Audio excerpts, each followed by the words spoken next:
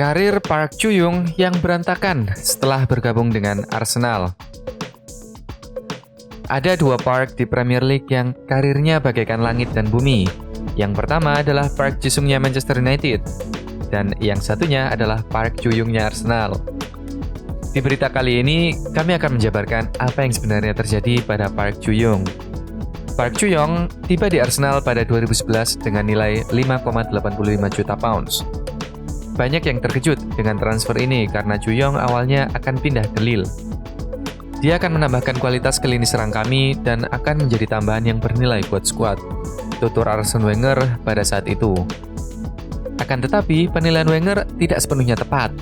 Karena total, Ju-young hanya main 7 kali buat Arsenal dan mencetak hanya 1 gol. Menit bermainnya pun bukan 630, tapi kurang dari setengahnya, yakni hanya 310 menit. Tentu, ini bukan salah Ju-young semata. Toh, yang menyebutnya punya kualitas justru tak menurunkannya di pertandingan. Lebih gilanya lagi, Ju-young cuma main sekali di Premier League, itu pun hanya 7 menit. Dalam laga melawan Manchester United tersebut, Daily Cannon menyebut kalau tugas Ju-young cuma satu, meningkatkan penjualan jersey Arsenal di Korea Selatan, tentu saja, masa utara. Ju-young kemudian dipinjamkan ke Celta Vigo pada musim 2012-2013 dan main di 26 pertandingan dengan mencetak 4 gol. Di musim selanjutnya, ia dipinjamkan ke Watford yang main di divisi Championship. Namun, hanya main 2 kali karena cedera yang berkepanjangan. Pada 30 Juni 2014, Ju-young dilepas Arsenal.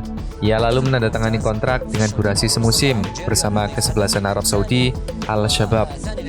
Cuma main 7 kali, Ju-young akhirnya kembali ke tim yang membesarkan namanya, FC Seoul, pada Maret 2015.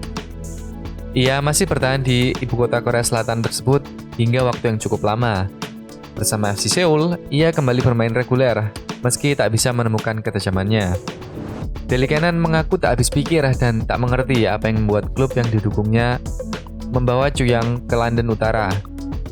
Wenger memang menilai pemain kelahiran 10 Juli 1985 tersebut punya kualitas, juga sebagai cover bila para pemainnya pergi untuk main di Piala Afrika. Namun ucapannya tak sebanding lurus dengan yang ia lakukan. Mantan CEO Arsenal Ivan Gazidis pernah menugaskan Hendrik Almstad untuk menganalisis komposisi skuad Arsenal lewat data dari StatDNA. Hasilnya menunjukkan kalau Ju-young justru akan gagal bersama The Gunners. Almstad menunjukkan kalau Ju-young tak memiliki sesuatu yang membuatnya layak untuk bermain di Arsenal. Lewat data ini pun, Almstad mendorong Wenger untuk tak merekrut Ju-young. Dampak negatif juga bukan cuma buat Arsenal, tapi juga buat Ju-young. Sebelumnya, ia adalah kapten timnas Korea Selatan, namun karena menit bermain yang minim, ban kapten pun dilepas, bahkan tempatnya tergeser oleh pemain lain.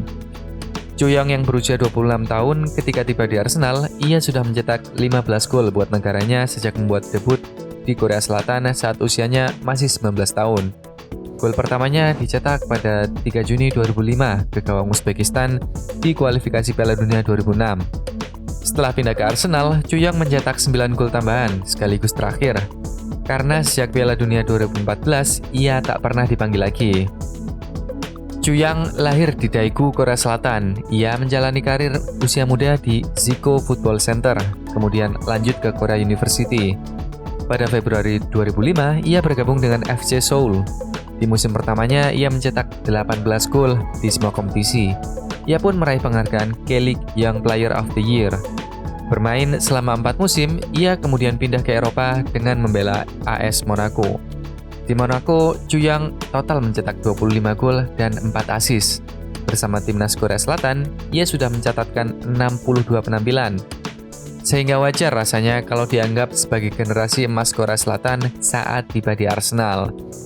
3 tahun di Arsenal, karirnya hancur. Meski sempat kembali ke kampung halamannya di Seoul, tapi itu tak membuat karirnya kembali naik. Andai waktu bisa diulang, Ju-young mungkin tak akan pergi dari hotel dan menyelesaikan tes medisnya bersama Lille. Namun, bagaimana menurutmu? Apakah langkah tersebut adalah langkah yang salah untuk diambil oleh Park Ju-young? Atau justru sebaliknya?